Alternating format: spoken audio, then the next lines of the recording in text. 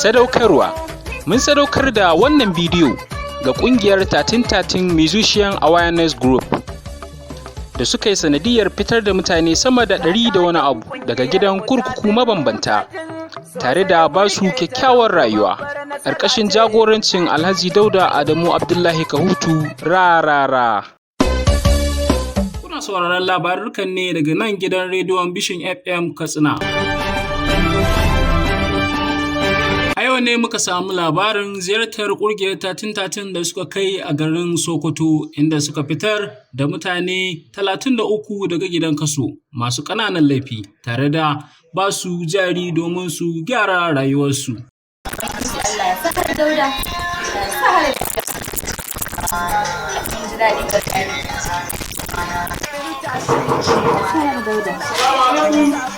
Assalamu alaikum.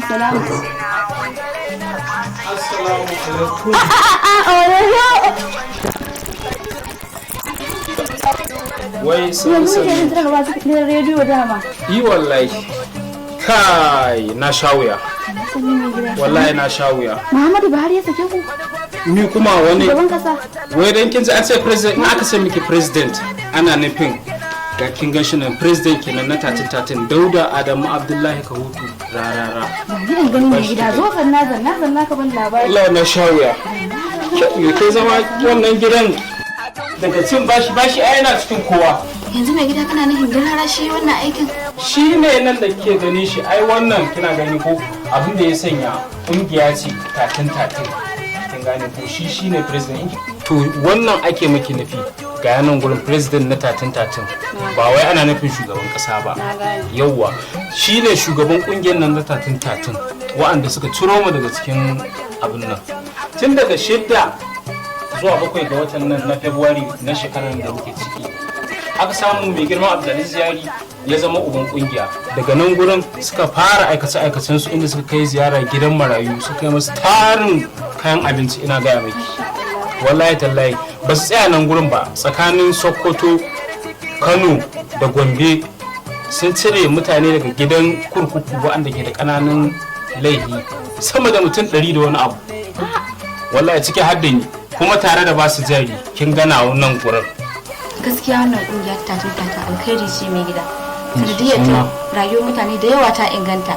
Gashi har da kai a ciki. An yi daga gidan yara an biya baku bashi shika. Ke ina yanzu ina kika zuwa nan? Cikin rediyo yanzu ina jin rediyo nake ji. An saki mutane daga gidan yara, ina ta addu'a Allah ya sa hada kai. Wallahi tallahi aiki bari. Baki sani ba. Ai ba nan suka tsaya ba. Zurot tun duka wannan layin da ke Zurot duka masu wasu kananan sana'o'i masu da fiye wata ne da wani da bino ne, wani sai da hula ne, aka tattaro su gaba ɗayan su ma aka ƙara masu jari saman sana'a da suke yi. Bismillah. Duka kuma wannan aikace-aikacen da suka yi fa duk cikin wasu 'yan kwanaki ne kaɗan fa kalilan. Ya kike tunani to idan kungiyar nan ta shekara da shekaru bismillah me za a yi tsammani? A za a amfana wallahi sosai.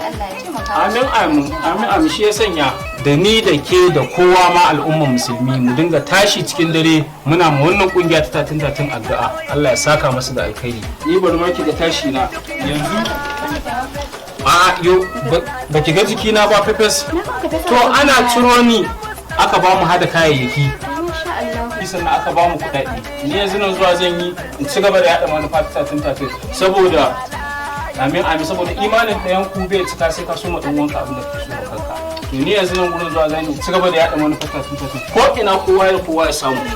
Amma na bar cin bashi wallahi na daina cin bashi.